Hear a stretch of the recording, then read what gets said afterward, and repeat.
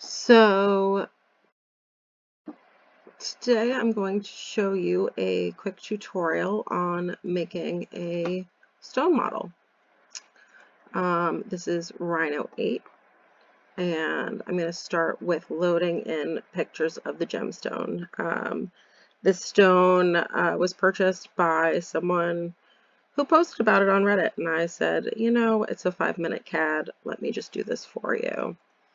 So I'm going to start with picture, and I start with the top of the stone, and I just right-clicked my mouse to reopen picture, and this is the side of the stone, which I'm now going to rotate 180. Does not need to be perfect, and actually I'm going to rotate it also the other way. Okay. So this stone, I was told, has dimensions of 7.1 by 5.6 by 4.3 millimeters. So I'm going to take this image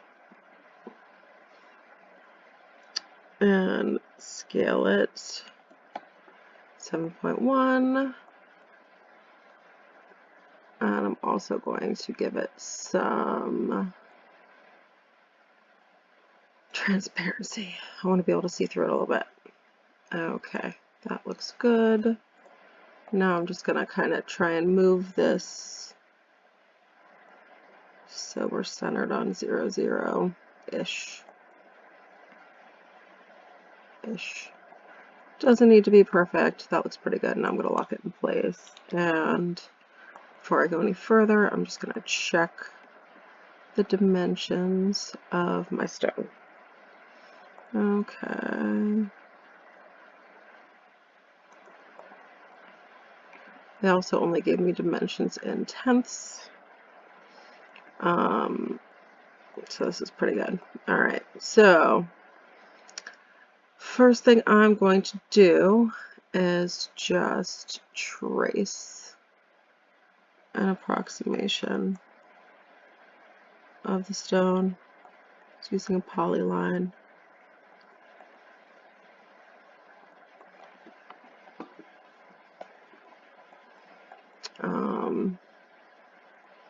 And I did this just with half of it because ideally I want it to be symmetrical, but it might not actually be in real life.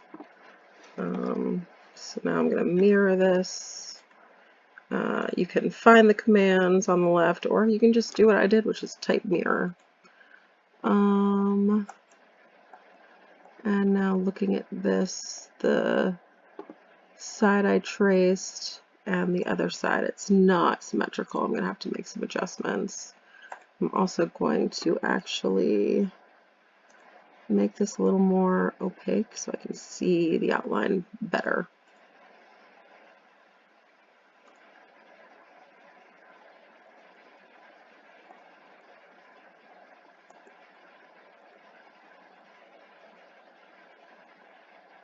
It's not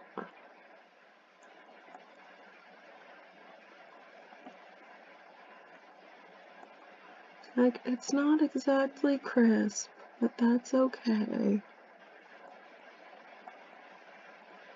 Okay.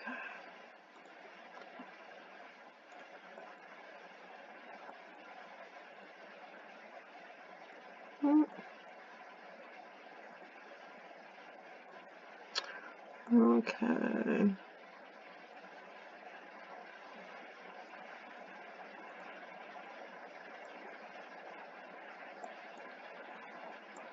So that looks pretty good. Now I'm going to join the lines together, and this tells me I have an open curve. Why are you open? Okay.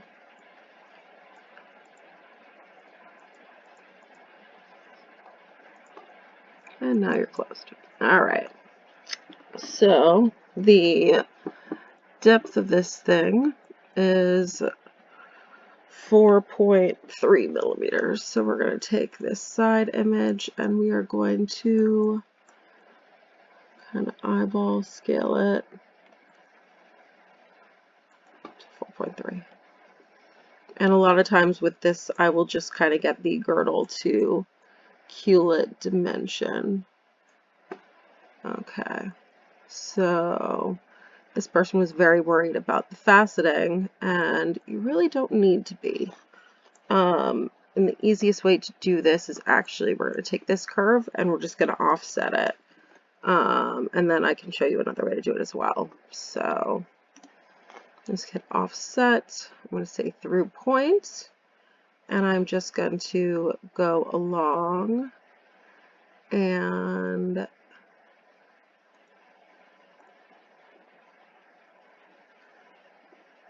try and match up with these curves.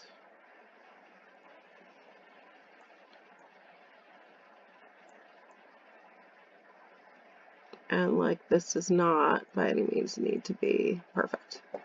That looks pretty good. So if you can see, you know, these two are definitely the table. Let me just hide the curves for a second so we can look at the stone image. And you can also see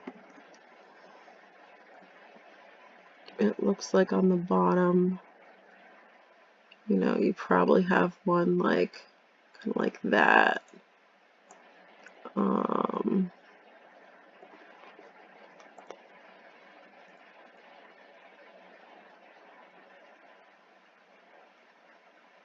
And that. Okay, so these are bottom ones. I'm going to unhide and back to the 4 views.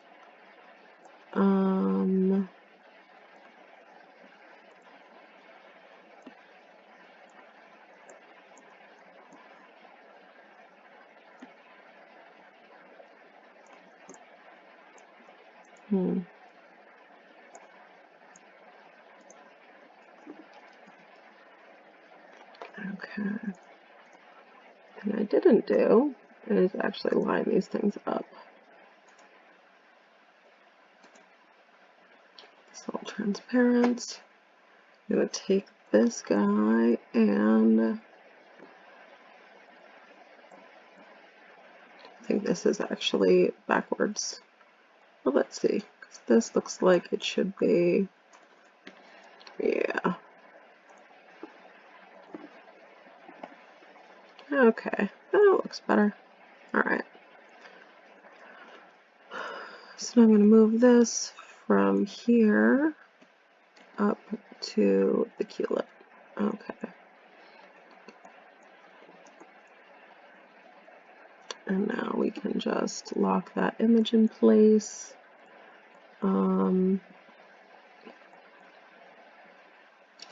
This is the girdle, which I'm going to copy this guy. And again, this is just eyeballing down to where the girdle is in there.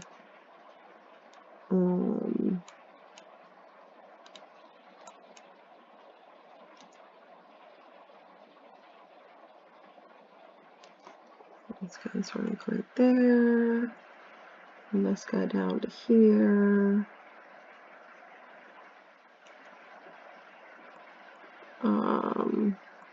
And then this one can bring up to like there. And this will be the table of the stone. So now we basically got cross sections for the whole stone. And I'm just going to loft all these.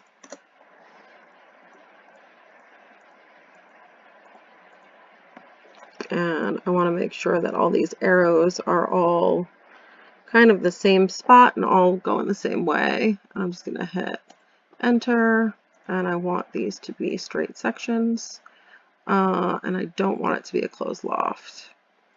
Okay.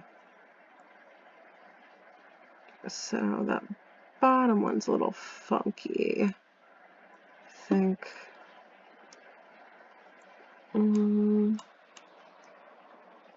Maybe I need to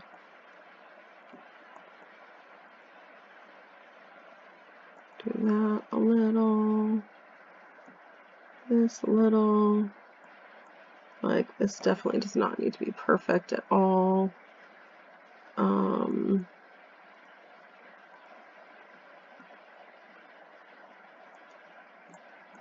You know, I'm just trying to get kind of the approximation of the stone. That looks pretty good to me. Now I need to make the point of the culet.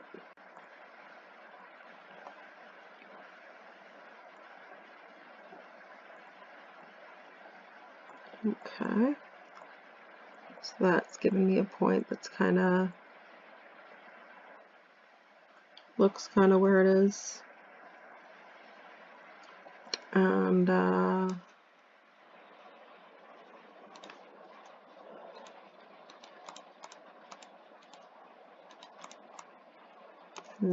could actually just make some polygons.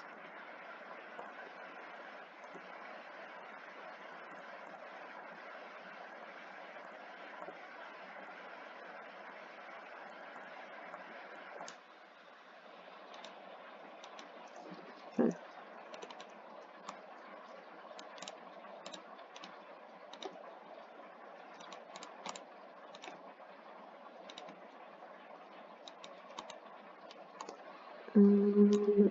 That makes the bottom. And now we can just hit join and cap. And there is our stone. That's it. And now the other way you can do this is keep that perimeter shape. I'm just going to copy the rest of this just over, and hide the rest of that. And now I can just actually use this side view and create a cross section.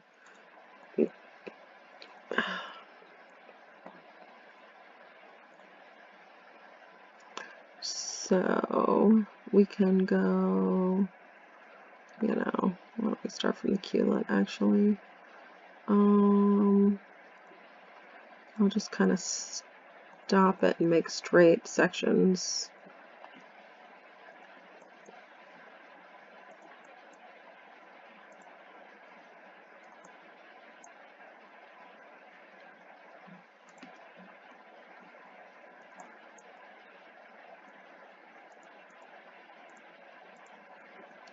Okay.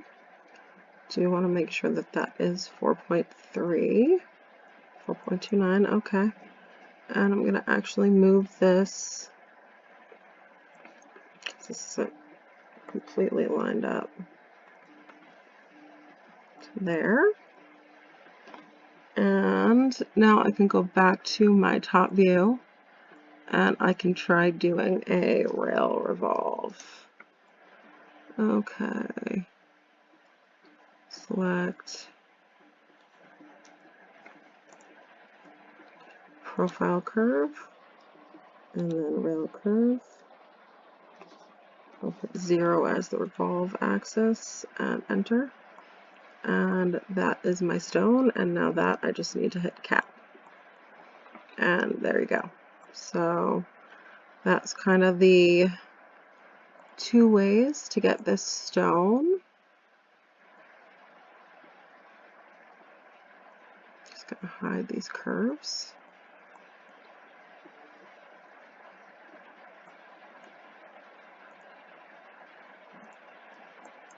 And here we can take a look at, you know, they're both gonna look a little different.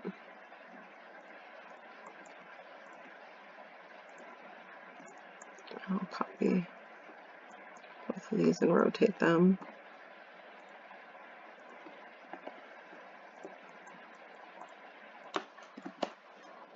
You can see the side view.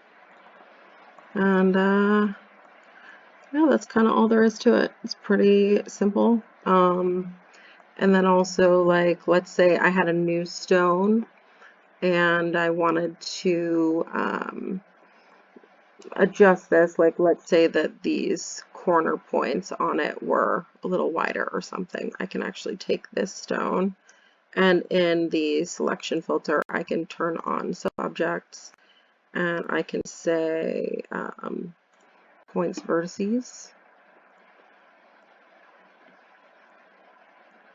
I can select those points, and let's say that they're wider. I can just do a scale 1D, and hey look, I got a wider stone, you know, from just those points. And I could adjust it in other ways as well. My favorite adjustment also, which is more classic, especially if you have an older version of Rhino, is using bounding box. Just actually cage edit, bounding box. And then I like doing kind of the point counts as 4, unless it's like a princess cut, then I will do the point counts as 2. And with something like this, I can, you know, it's not as precise, but also sometimes the sub-object thing breaks stuff. So if you have a curved surface, it'll end up flattened and things like that. But if I just needed to shift this model and like make the points down a little, or let's say I want those points in a little bit and the bottom ones too, I can just kind of use a scale and just kind of adjust the inner points. I use this a lot to adjust emerald cuts. And yeah, so there you go. I'm going to save this as stone model sample. And I'm going to now share this video on YouTube for you all, and for the guy on Reddit who needed some help making a model for this lovely unheated gray sapphire from Fine Water Gems. Enjoy.